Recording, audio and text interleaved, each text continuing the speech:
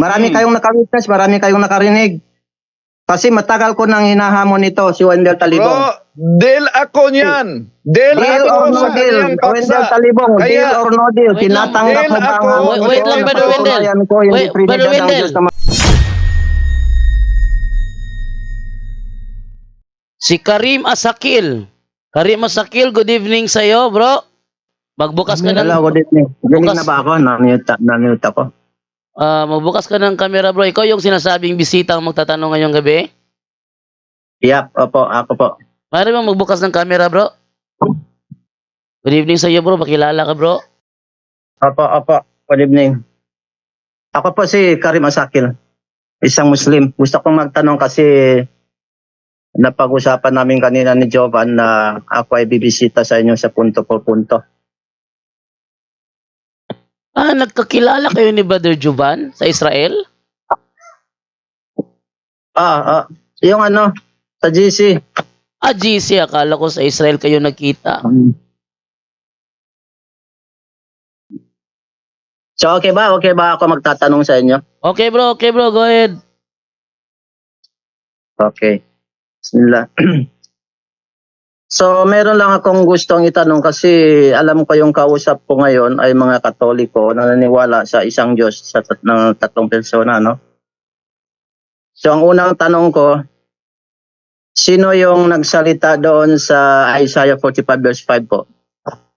Isaiah chapter 45 verse 5. Ating basahin yung nakalagay doon. Okay, ito ang sinasabi sa Isaiah 45:5. Ganito ang ating mababasa. Ako si Yahweh. Ako lamang ang Diyos at wala nang iba. Palalakasin kita kahit hindi mo ako nakikilala. Okay, Brother Wendell, sino daw ang sasalita rito? Dahil nakalagay kasi sa nakasulat, ako si Yahweh. Mukhang ano bro, ang Diyos Ama bro. Sa amin kasi si Yahweh ay ang Diyos Ama. Yun bro. Okay lang ba sa inyo kung babasahin ko yung version ng dito sa akin? Anong version ang gamit mo bro? Basta Biblia po ito. Ganito po yung nakalagay dito. I am the Lord and there is none else. There is no God beside me. Hanggang sa katapusan ng verse. Sino po itong nagsasalitang ito? Gaya ng sinagot ko na kanina bro. Ano? Ang Diyos Ama, kasi sa magandang balita, ang ginamit na term is Yahweh. So ang Diyos Ama ang nagsasalita. So, kung sinabi ng Diyos Ama, although hindi nakalagay, kasi ang nakalagay lang dito, I am the Lord, and there is none else. There is no God beside me. So sabihin natin si Ama, meron bang ibang Diyos at Panginoon bukod sa Ama? Ayon dito sa context ng kanyang sinasabi sa Isaiah 44 verse 5, 45 verse 5. Okay, ito yung context ng talata.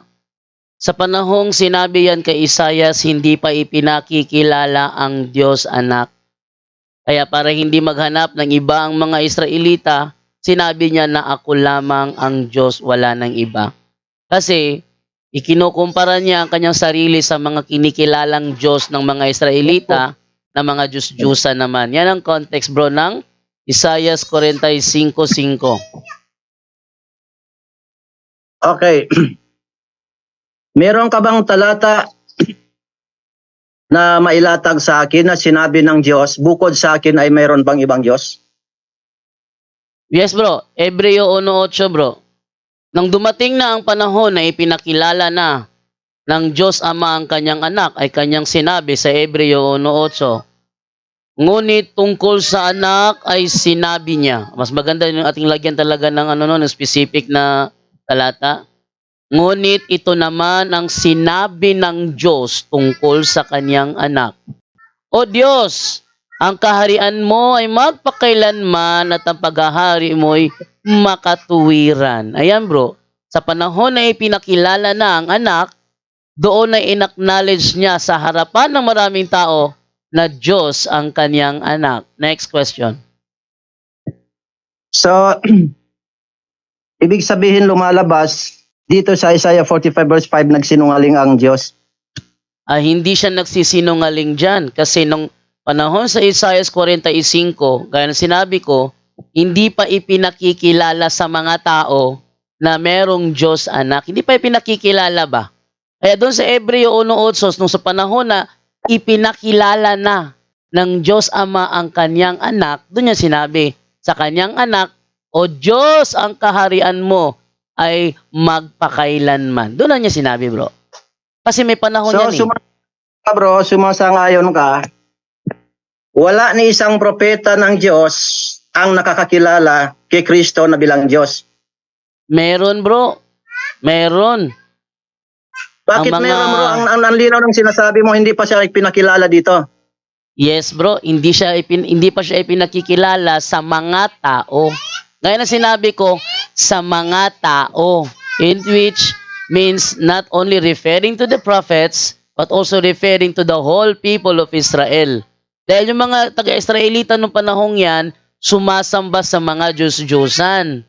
Para wala silang ibang sambahin, maliban sa Ama, sinabi niya, ako lamang ang Diyos nung panahong yon.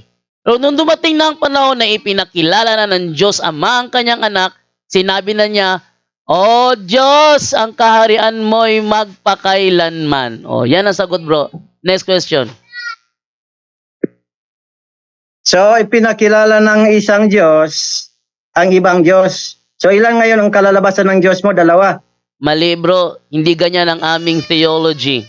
Sa amin meron lamang isang Diyos, ngunit sa tatlong persona.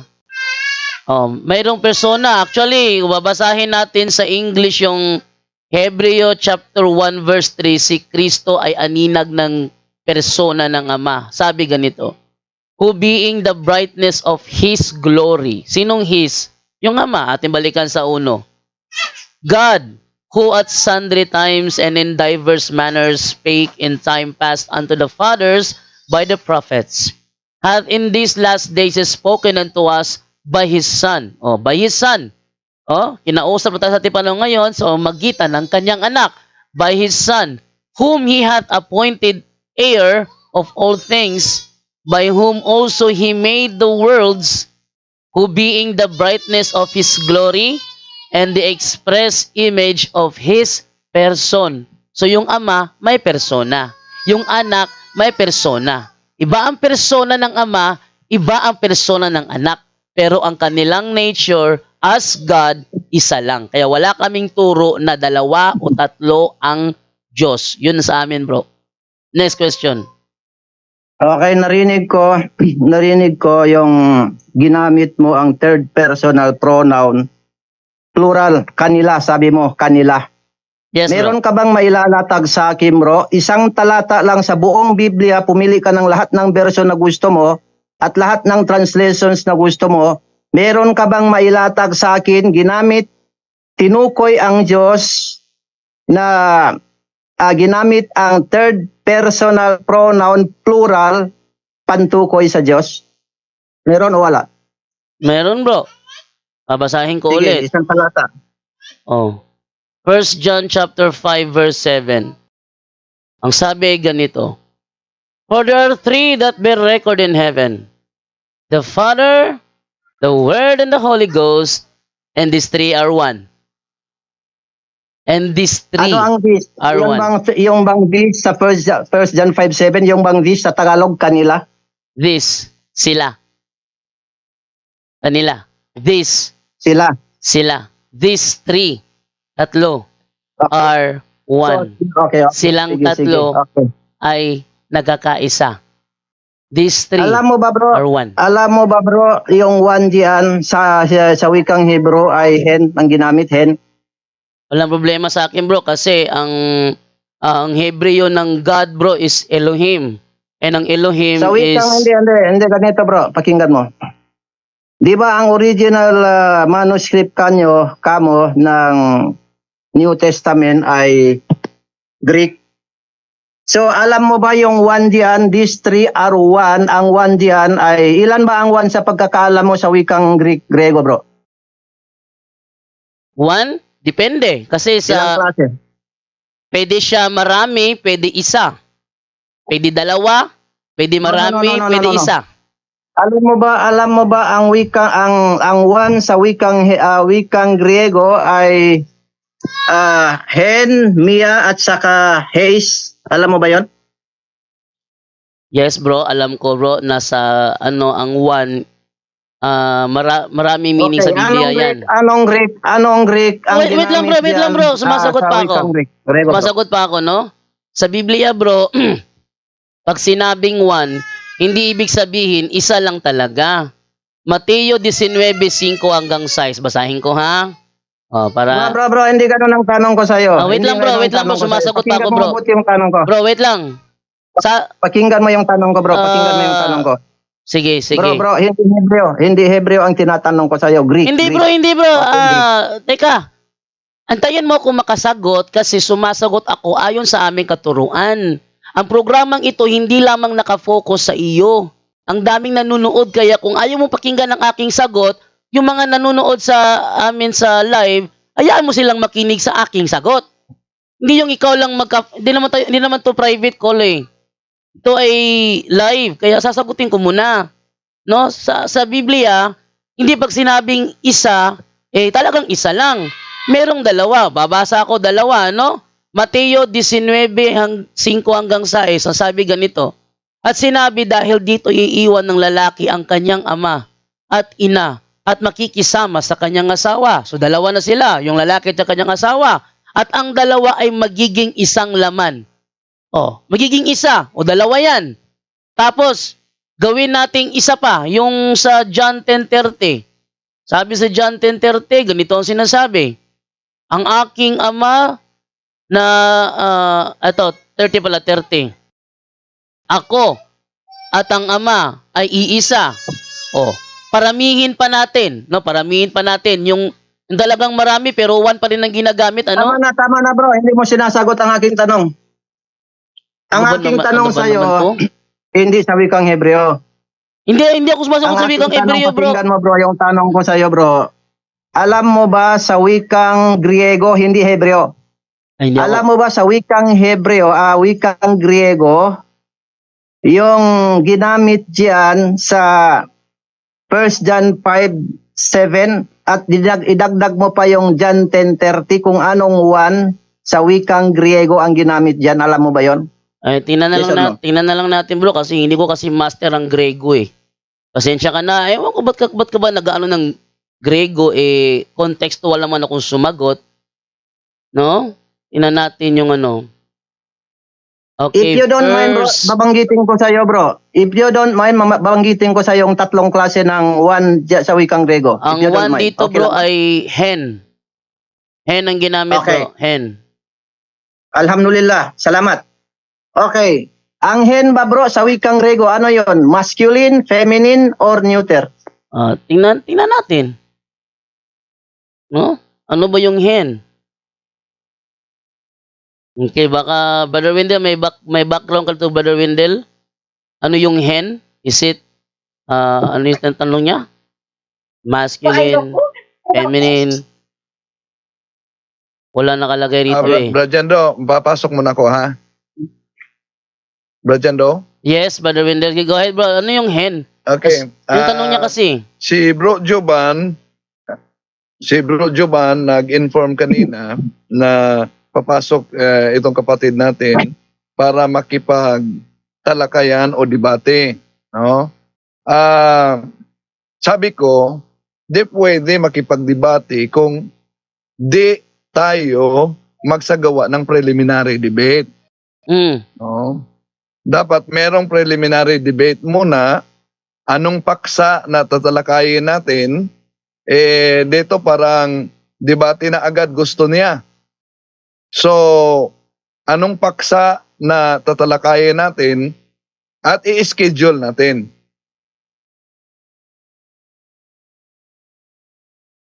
Brother, okay ba, magsasalita ba ako? Sige, bro. Gusto mo salita? Go ahead. Okay. Para kay Brother Wendell Talibong, ang paksa na gusto ko kahit sino sa inyo, patutunayan ko sa inyo, si Kristo, hindi siya ang Diyos ng lahat ng mga propeta. Yon. Brother So Jando, yun na yun ang i-schedule ninyo yung debateng ito, yung paksang iyan. Yan ang gusto kong paksa. Patutunayan ko, si Kristo, hindi siya ang Diyos ng lahat ng mga propeta. Bro, Brother Jando. So, sa ngayon, bro, gusto ko munang ituloy, kung okay lang sa inyo, yung 1 John 5:7 na okay. ginamit ng ating kapatid sa aking tanong. Kasi nagtanong ako sa kanya kung meron ba siyang nakitang talata na ginamit ang plural third personal pronoun pantukoy sa iisang Diyos. So sabi niya 1 John 5:7 ang kanyang sagot. So kaya ang tanong ko, nalalaman mo ba kung anong klaseng one sa Greek yung ginamit diyan sa 1 John 5:7? These three are one. Hindi binanggit, tatandaan mo po kaibigan, hindi binanggit one Lord or one God. These three are one lang, period. So anong ginamit diyan? Natumbok mo na kanina, ang ginamit diyan ay hen, H-E-N, hen. Ang hen ay for neuter gender. So hindi tinukoy na neuter ang Diyos o Panginoon. Gaya Bro, diyan sa John Brother 10:30, hen din po ang ginamit. wait lang bro ha, wait lang ha. Paklaruhin ko lang. Yung tema na ipinopropose mo, hindi pwede yun kasi negative yun. Pag gumamit ka ng wala, hindi, negative yun. Hindi pwede yung mag-affirmative ay negative ang kanyang proposition. Bigyan mo kami ng proposition na affirmative ang form, hindi yung negative. Okay, ganito. Meron yan nung tinanong si Jesus ng isang eskriba sa Mark chapter 12 verse 28, 29 hanggang 34. Tinanong siya ng isang eskriba, ano baga? Sabi niya, guro. So alam ni Jesus ang mga eskriba, itong nagtatanong sa kanya ay hindi po naniniwala sa kanya bilang Panginoon, hindi din naniwala sa kanya bilang Diyos, ni hindi naniwala sa kanya bilang Mesaya. Kaya ang tanong ng eskribang ito, guro, anya, ano baga ang pinaka-pangulo ng kautusan? Ang sabi ni Kristo, pakinggan ninyo o Israel, ang Panginoon natin Diyos ay isang Panginoon. Teka muna. Itong isa dito, one Lord dito bro. Wait, Ang one teka muna, Lord bro. dito ay He is. Excuse mo na. Diego. Ang sinabi ko kanina, yung proposition na ipinopose mo is negative form yun. May nakalagay na hindi. Okay. Kung gusto Okay, mo okay. mag-affirmative, kailangan walang term na hindi o wala Okay. sa proposition mo. Bigyan mo kami ng proposition na hindi negative form. Okay. Okay. Ganito. Si Kristo ang Diyos ng mga propeta. Kayo ang affirmative, ako ang negative. Okay ba yun? Mayroon ba kaming ano? Si Kristo ang Diyos mga propeta. Kailan nangyari yan bro? During Old Brother Testament Jando. times? Yes, Brother Brother Wendell? Jando. Brother Jando, Yes, Brother Wendell? dapat tayo, dahil atin ang proposition, hindi siya pwedeng, siya ang gagawa ng tema natin. Yes, kasi wala ko Dapat naalala. tayo. Oh. So Oo. sa atin, ang hypostatic yun. Mm. Patunayan natin na si Kristo ay tunay na Diyos at tunay na tao. Yun ang opisyal natin na aral. Oh. Yun bro, wag kang gumawa ng ano bro kasi hindi pa naman nagpapakita si Kristo nung panahon sa ano na as a man, hindi pa siya nagpapakita nung panahon ng mga prophets. Yung tema mo mukhang hindi yata yan nabatay sa turo namin kasi sa turo namin nakita lang siya as a man noong siya'y nagkatawang tao na. Brother Jando, Yes. ito lang proposal na ko. Dahil Oh. yung Trinity, paulit-ulit na yan na paksa na debate kahit sa publiko at dito, yung divinity of Jesus Christ na si Kristo ay tunay na Diyos at tunay na tao, paulit-ulit na yan na paksa. Yes. Di pa tinanggap ng mga Muslim at wala pang nangyaring debate ngayon dito. patunayan na si Muhammad ay tunay na propeta. Yun, Brajando, ang proposal ko. Okay. Bro Karim, papayag ka ba ikaw ang mag-affirmative? Patunayan mo na si Muhammad ay tunay na propeta. Sa ibang pagkakataon sa ngayon, ang gusto ko yung pinakapangulo sa lahat ng mga katuruan ng lahat ng mga propeta. Okay? Ang pinakapangulo sa lahat ng mga katuruan ng mga propeta ay kung sino ang Diyos. Okay? Wala na akong pakialam kung hindi niyo kikilalanin si Propeta Muhammad. Wala akong pakialam diyan, no? Brajando. Pero ang pakialam ko dito tayo, no? Kung baga sa number 1, number 2, number 613 na kautusan ng Diyos, dito tayo sa number 1. Patunayan ninyo yung Trinity ninyo, yan ang Diyos ng mga propeta. At patutunayan ko sa inyo, hindi yan Diyos ng mga propeta. Brajando, are you there? Yes, go ahead, Brother Wendell. Oo. So, sabi niya, yung sentro ng ating aral. No? Ulitin ko, paulit-ulit na yung tinalakay natin, pero di pa natalakay dahil siya ang gustong makipagdebate. At nag-propose siya ng proposition, ngunit affirmative form. Hindi yan maari na ang proposition affirmative form. It must be Negative, Brother Wendell, negative form. Oh. Negative form. So, yun ang aking challenge dahil isa sa pinanindigan kasi ng mga Muslim lahat, si Muhammad ay propeta. Wala pang isang Muslim na nindigan na makipagdebate tungkol diyan. Kaya yun ang aking hinihiling, patunayan muna niya na si Muhammad ay propeta dahil ang katotohanan, si Muhammad na kinakilala nilang propeta ay propeta without prophecy. Yun po, Brother Jando. Okay. Brother Karim, ang sabi kasi dito ni Brother Wendell, yung mga topic na ganyan, paulit-ulit na lang ito sa punto por punto. Mga ganyan topic ay INC kalaban namin, paulit-ulit na lang yung mga ganyan topic. Mas gusto niya ano yung topic na hindi pa niya naranasan na makatalakayan niya. Dahil ikaw ay isang Muslim, naninindigan ka namang si Muhammad, ito na propeta. So, ikaw muna ang mag-affirmative, patunayan mong si Muhammad, ito na propeta. Si Brother Wendell naman ay negative. Siya ang mag-negative dyan. Yan ang gusto niya ng topic, Brother Karim. Okay ba sa'yo yun? Okay, ito ang gusto ko, gaya ng sabi ko. Ako kasi, pag namimili ako ng numero, gusto ko yung number 1. Ayaw ko yung number 2, number 3. Number 1 ang gusto ko. Kasi ito yung dito tayo nagkakahiwalay. Kayo, yung Abrahamic religion. Nagkakahiwalay din tayo patungkol kay Muhammad, bro. So, ganito na lang. Tinatanggap ba ninyo? Kasi mukhang nakatikim kayo ngayon sa akin dito sa pagka-Christology. Ano? Ngayon. Brother Jando. Yes, Brother Wendell. Magsalita ng ganyan para yatang membro na ito ng air supply, ang hangin So, ito lang Brother Jando.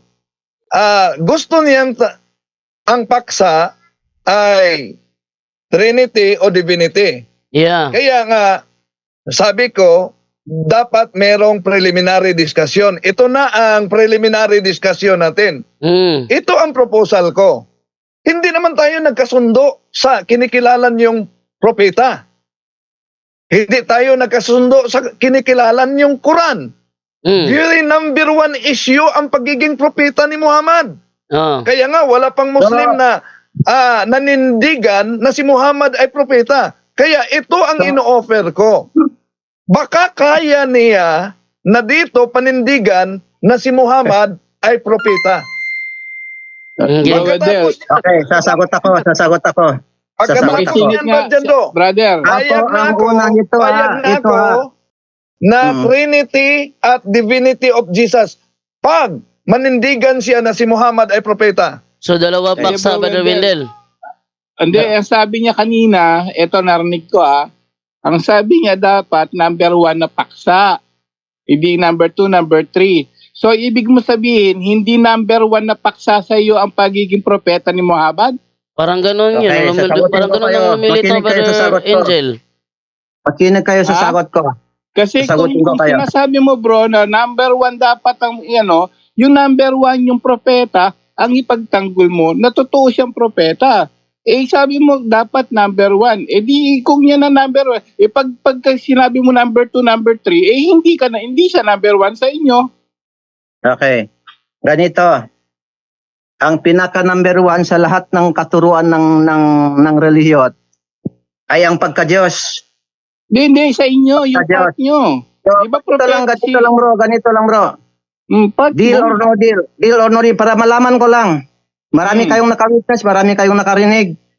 Kasi matagal ko nang hinahamon ito, si Wendell Talibong. Bro, deal ako niyan. Deal Deal ako or no sa deal. kanyang paksa. Wendell Talibong, Kaya- deal or no deal. Wait lang. Tinatanggap Deal mo ba ako. ang Wait lang, Brother Wendell. ko, hindi Wait, trinidad Brother ng Wendell. Diyos ng mga propeta. Brother Wendell, wait lang. Ulitin ko, Brajando. Brother Wendell, Deal wait lang. ako sa kanyang paksa. Oo. Provided na yung unang request ko na si Muhammad ay tunay na propeta, panindigan niya. Oh. Ganito yung Brother Karim, ganito sinasabi ni Brother Wendell. Yung request mo pagbibigyan niya, but kailangan mo munang mag-deal doon sa sinasabi na patitindigan mo na si Muhammad ay tunay na propeta. Ibig sabihin, nasa iyo na ngayon ang deal or no deal. Si Brother Wendell, Hindi, bakit- tatanggapin niya. Bakit ayaw niya yun? Oh, si Brother Bakit Wendell ayaw niya tatanggapin niya sa ngalan na kailangan mong manindigan na si Muhammad ay tunay na propeta, negative siya. Sabihin, 2 paksa ito. Ikaw ang mauuna. Itindigan mo na si Muhammad ay tunay na propeta. Pagkatapos ng debate nyo, susundan naman ang pangalawang paksa kung saan yung request mo kay Brother Wendell pagbibigyan na. Para naman talagang matindigan yung paksa na gusto ni Brother Wendell, para matindigan din ang paksa na gusto mo. Hindi naman pwede bro na yung gusto mo lang ang masusunod. Kailangan 2 kayo rito. Ikaw at saka si Brother Wendell. So, ang request ni Brother Wendell, tindigan mo muna na si Muhammad ay tunay na propeta. Tapos, pagkatapos ng topic na yan, saka na isunod yung request mo naman. So, 2 kayo rito. Anyone can claim the statement of the Bible because we can do a private interpretation. Kining ako mga kaigsunan nga gipabarog nga usa ka haligi nganong matuod ang simbahan tungod kay gitukod ni Kristo. Dili tungod sa pagkamabasa, dili tungod sa karakter, dili tungod sa ngan usara ang haligi nga kung gipabarog nganong nahimong tinuod ang simbahan Katoliko way laing rason tinukod sa atong Ginoong Hesus-Kristo. Talakayan to, hindi bara-bara. Katotohanan lang, walang palusot. Para sa mesa ng usapan, di kami nag-aaway. Puro talakayan, hindi banggayan ng patay malisay. Aral hinahimay, parang beats na nire-replay. Truth ang target namin, hindi hypo display. Bawat teksto sinisilip, context yan di pwedeng ipinipilit. Doctrine na solid, hindi fake, hindi boses ng Diyos, di namin gustong i-credit. Doktrina flow, hasal ng pag-iisip. Salita ng Diyos, yan ang aming inisip. Uhaw sa turo, kaya kami nagdidip. Sa talakayan, truth ang pinanghahawakan. Keep it! Doktrina flow, hindi ito laro. Pag-unaway tumatagos hanggang buto. Sa bawat linya, puso ang sumisigaw. Katotohanan lang, walang bawal, walang bawas raw. May tanong, sige lapag mo, let's go. Di kami takot sa debate na may respeto. Espiritu ang guide, parang bigtas mood ang tempo. Pag may liwanag, lahat ng shadow nagme-melo. Hindi kami nagmamarunong nag-aaral lang. Pag may gap sa mind, Diyos ang pumuno niyan. Ang Iglesia ng Diyos mula Espanya papuntang Pilipinas. Dapat malinaw yan.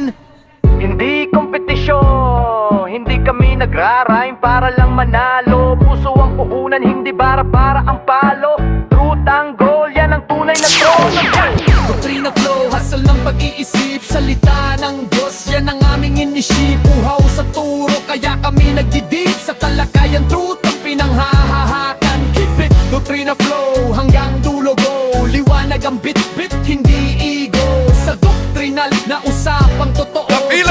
definition of the fruit is the church, and the Catholic Church is the church founded by Jesus Christ, then asay inyong pilion.